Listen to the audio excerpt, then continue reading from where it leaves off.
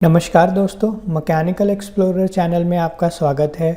इस वीडियो में ये बेसिकली लेक्चर 3 है हमारी material science and engineering series का। और इस लेक्चर में हम क्रिस्टलाइन और अमॉर्फस सॉलिड्स जो होते हैं उनके बीच के डिफरेंस को देखेंगे और उनके बारे में जानेंगे कि ये क्या होते हैं।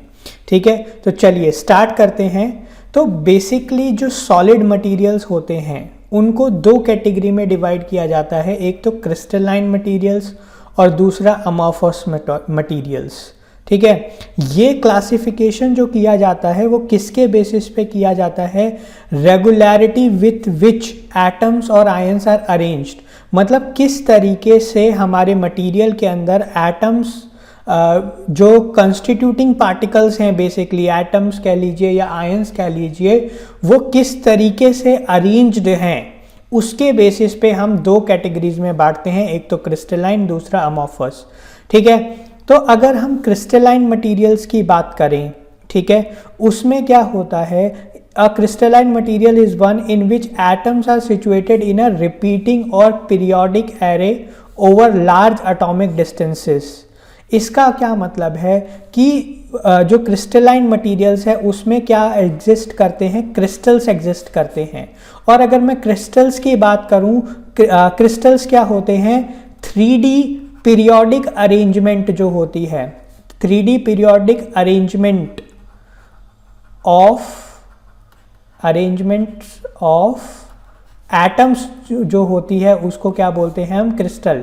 यानी कि यहाँ पे जो एटम्स अरेंज्ड हैं वो एक पर्टिकुलर फिक्स्ड रिपीटिंग पैटर्न में अरेंज्ड है। जैसे कि अगर मान लीजिए यहाँ पे मैं एक 2 डायमेंशनल डायग्राम अगर आपको बनाऊं, तो यहाँ पे आप देख सकते हैं कि एक फिक्स्ड पैटर्न में जो है आपके मतलब जैसे कि इस एटम से इस एटम के बीच में जो डिस्टेंस है वो एक पर्टिकुलर डिस्टेंस है। फिर वहीं से इस एटम और इस एटम के बीच में भी जो डिस्टेंस देखने को मिलती है आपको, वही पर्टिकुलर डिस्टेंस देखने को मिलती है। एक फिक्स्ड पैटर्न में हमारे जो एटम्स हैं वो एक दूसरे को क्या कर रहे हैं? रिपीट कर रहे हैं। और लॉन्ग रेंज में ये चीज़ जो है वो एग्जिस्ट करती है। ठीक है, लॉन्ग रेंज में क्या होता है? ये चीज़ एग्जिस्ट करती है। जैसे कि अगर मैं NaCl का अगर 2D आपको डायग्राम दिखाऊं, ठीक है, मतलब बना के देखते हैं। जैसे यहीं पे ये आपके क्या हैं? NaCl के हैं और ये वाले जो एटम्स हैं वो क्लोरीन के हैं। तो अगर इस डायरेक्शन में देखोगे तो आपको एक पैटर्न देखने को मिलेगा। मतलब 2D दिखा रहा हूं यहाँ पे NaCl का एटम है, फिर क्लोरीन का है, फिर यहाँ पे NaCl का आ जाएगा, फिर यहाँ पे क्लोरीन का आ जाएगा, फिर NaCl का आ जाएगा। तो इस तरीके से एक पर्टिकुलर पैटर्न आपको जिन मटेरियल्स में देखने को मिलता है वो क्या होते हैं? क्रिस्टलाइन मटेरियल्स होते हैं। ठीक है, और ऐसे मटेरियल जिनमें कोई भी आपको रेगुलर रिपीटेड पैटर्न देखने को नहीं मिलता या फिर ऑर्डरली अरेंजमेंट देखने को नहीं मिलती है, ऐसे मटेरियल्स को क्या कहा जाता है? एमॉर्फस या नॉन क्रिस्टलाइन मटेरियल्स भी बोला जाता है। कई बुक्स में इसको सुपर कूल्ड लिक्विड भी कहा जाता है। तो ये टर्म भी आप इसके लिए याद रख सकते हैं। ठीक है, चलिए नेक्स्ट देखते हैं। यहाँ पे आपको एक एग्जांपल देखने को मिलेगा कि जो केमिकल कंपोजिशन है किसी मटेरियल की वो तो सेम भी हो सकती है, पर फिर भी वो क्रिस्टलाइन और अमॉर्फस फॉर्म में एग्जिस्ट कर सकते हैं। ये डिपेंड करता है कि किस तरीके से जो सॉलिडिफिकेशन प्रोसेस है वो आपने अचीव किया है। यहाँ पे आप देख सकते हो क्रिस्टलाइन सिलिकॉन डाइऑक्साइड जो होता है उसको क्या बोलते हैं? क्वार्ट्ज बोलते हैं। वहीं पे अगर सिलिकॉन डाइऑक्साइड ही है पर अगर वो अमॉर्फस फॉर्म में है तो उसको क्या बोला जाता है? ग्लास बोला जाता है। यहाँ पे आप देख सकते हो एक पर्टिकुलर पैटर्न, ये देखिए एक पर्टिकुलर पैटर्न जो है वही बार बार क्या हो रहा है? आपका रिपीट हो रहा है अलग अलग डायरेक्शंस में। ठीक है, पर दूसरी तरफ अमॉर्फस में देखेंगे तो आपको कोई फिक्स्ड पर्टिकुलर पैटर्न नहीं देखने को मिलता एटम्स के बीच में। ठीक, आई होप आपको ये डिफरेंस जो है वो क्लियर हुआ होगा क्रिस्टलाइन और अमॉर्फस सॉलिड्स के बीच में। अब जो क्रिस्टलाइन मटेरियल्स हैं उनको भी दो तरीके से हम देख सकते हैं। एक तो होता है सिंगल क्रिस्टल, दूसरा होता है पॉलीक्रिस्टलाइन। उतना इंपॉर्टेंट नहीं है पर टर्मिनोलॉजी आपको पता होनी चाहिए, क्योंकि कई बार एक क्वेश्चन पूछा जाता है कई एंट्रेंसेस में कि जो आपके टरबाइन ब्लेड्स होते हैं वो किस तरीके के मटेरियल के बने होते हैं। तो मटेरियल का नाम जो दिया जाता है वो तो सेम दिया जाता है, उसके आगे सिंगल क्रिस्टल, पॉली क्रिस्टल वगैरह ऐड कर देते हैं। तो आपको पता होना चाहिए उन टर्मिनोलॉजीज का क्या मतलब है, ठीक है। तो सिंगल क्रिस्टल का क्या मतलब होता है, when periodic or repeated arrangement of atom is perfect or extend throughout the entirety of the specimen without interruption।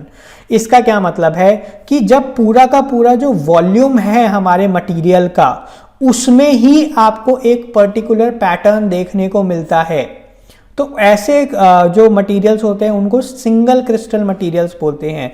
यहाँ पे एक एग्जांपल दिखा रखा है, ये एक सिंगल क्रिस्टल का जेम है, ये जेम स्टोन है ये, जो कि नेचर में as a single material single crystal exist करता है, ठीक है। अभी थोड़ा सा पेशेंस रखिए, आपको और क्लैरिटी मिलेगी सिंगल क्रिस्टल और पॉलीक्रिस्टलाइन में क्या होता है। इस जो आपका डायग्राम है इससे आपको बहुत क्लियर हो जाएगा कि क्या डिफरेंस है सिंगल क्रिस्टल और पॉलीक्रिस्टलाइन में।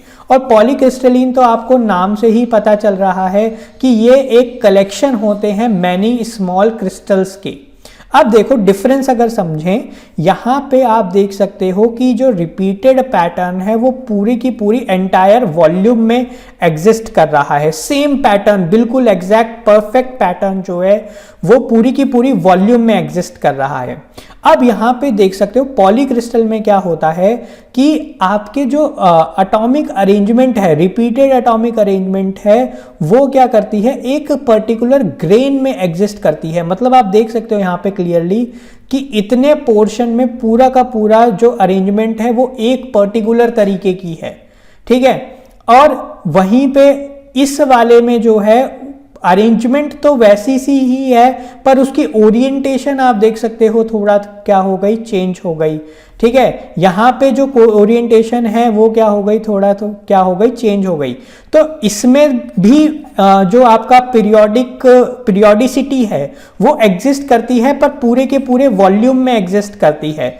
यहां पे पीरियोडिसिटी एग्जिस्ट कर रही है पर वो एक पर्टिकुलर ग्रेन में, एक पर्टिकुलर पार्टीशन में क्या कर रही है, एग्जिस्ट कर रही है। यहां पे आप देख सकते हो ये यहां तक एग्जिस्ट कर रही है, यहां पे यहां तक आपकी एग्जिस्ट कर रही है। और एमॉर्फस में क्या होता है, ये बिल्कुल क्या होती है, एब्सेंट होती है, कोई पीरियोडिसिटी आपको देखने को नहीं मिलता।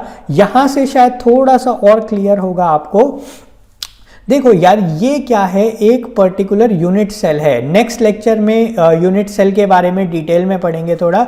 यूनिट सेल एक क्वांटिटी होती है जो कि रिपीट कर करके पूरा का पूरा आपको क्रिस्टल देती है, ठीक है।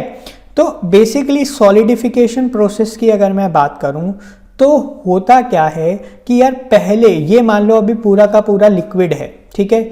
इसमें कहीं पे कुछ जो आपके बहुत ही छोटे छोटे पार्टिकल्स क्या होने लगेंगे, डिपॉजिट होने लगेंगे। मान लो ये क्या हुआ, एक यूनिट सेल था सिर्फ अभी, ठीक है। एक यूनिट सेल आपका सॉलिडिफाई हो गया, उसके साथ फिर ये लिक्विड में से दूसरा निकल के सॉलिडिफाई हो गया, तीसरा निकल के सॉलिडिफाई हो गया। यहाँ पे आप देख सकते हो कहीं और पे न्यूक्लियस फॉर्म हुआ और वहाँ पे आपका सॉलिडिफिकेशन जो है इसी तरीके से यूनिट सेल जुड़ते जा रहे हैं। और ये एक बहुत स्मॉल क्रिस्टलाइट जिसको बोलते हैं, छोटा क्रिस्टल बन रहा है आपका। तो बहुत सारे स्मॉल ग्रुप ऑफ क्रिस्टल्स जो हैं वो क्या करते जाते हैं, बनते जाते हैं, मैनी स्मॉल ग्रुप्स, ठीक है। ये बनते जाते हैं अलग अलग जगह पे, ठीक। अब आप देखोगे जो उनका सॉलिडिफिकेशन प्रोग्रेस करता है वो एक पर्टिकुलर ओरिएंटेशन में करता है। मतलब ये जो आपका सॉलिडिफाई हो रहे हैं यहाँ पे देख सकते हो, और पार्टिकल सॉलिडिफाई होते होते क्या होता है, ये एक पर्टिकुलर ओरिएंटेशन में एक पर्टिकुलर तरह से सॉलिडिफाई होना स्टार्ट होते हैं। यहाँ पे आप देख सकते हो कि ये फर्दर सॉलिडिफाई हो रहे हैं, ठीक है। अब तीसरा स्टेज क्या आता है, अब देखो यहाँ पे जब ये सॉलिडिफाई हो जाते हैं तो ये एक दूसरे में इंटरफेरेंस जो है वो प्रोड्यूस करते हैं। मतलब क्या हो जाता है कि ये पूरा का पूरा क्या बन गया, एक ग्रेन बन गया। ग्रेन क्या हो गया, जहां पे एक पर्टिकुलर तरीके से आपके जो क्रिस्टल्स हैं वो अरेंज्ड है, उनकी ओरिएंटेशन वगैरह क्या है, सब एक है, ठीक है। वो क्या हो गया आपका, एक ग्रेन हो गया।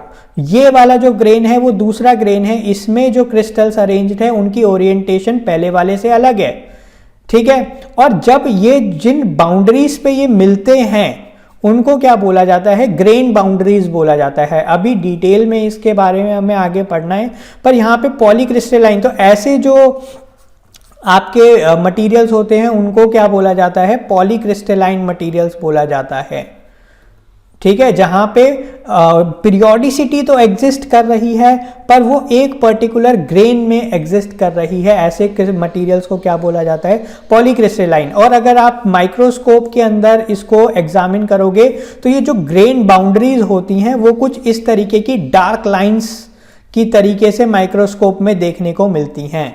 यहाँ पे जो इस स्लाइड में है वो यही चीज समझा रखी है हमने, ठीक है। आई होप आपको जो अमॉर्फस सॉलिड्स क्या होते हैं, क्रिस्टलाइन सॉलिड्स क्या होते हैं, उसमें भी सिंगल क्रिस्टल क्या होता है, पॉलीक्रिस्टल क्या होता है, ये क्लियर हुआ होगा। अगर ये वीडियो आपको अच्छी या इंफॉर्मेटिव लगी है तो आप इस वीडियो को लाइक कर सकते हैं, चैनल को सब्सक्राइब कर सकते हैं। मैकेनिकल इंजीनियरिंग से रिलेटेड वीडियोस के लिए आपकी किसी भी तरीके की कोई क्वेरी है तो इस ईमेल एड्रेस पे आप मुझसे कांटेक्ट कर सकते हैं, ठीक है। नेक्स्ट लेक्चर में हम यूनिट सेल के डिस्कशन से अपना टॉपिक जो है वो स्टार्ट करेंगे और मैकेनिकल इंजीनियरिंग में जो हमने material science and engineering series शुरू करी है उसको आगे बढ़ाएंगे। Thank you.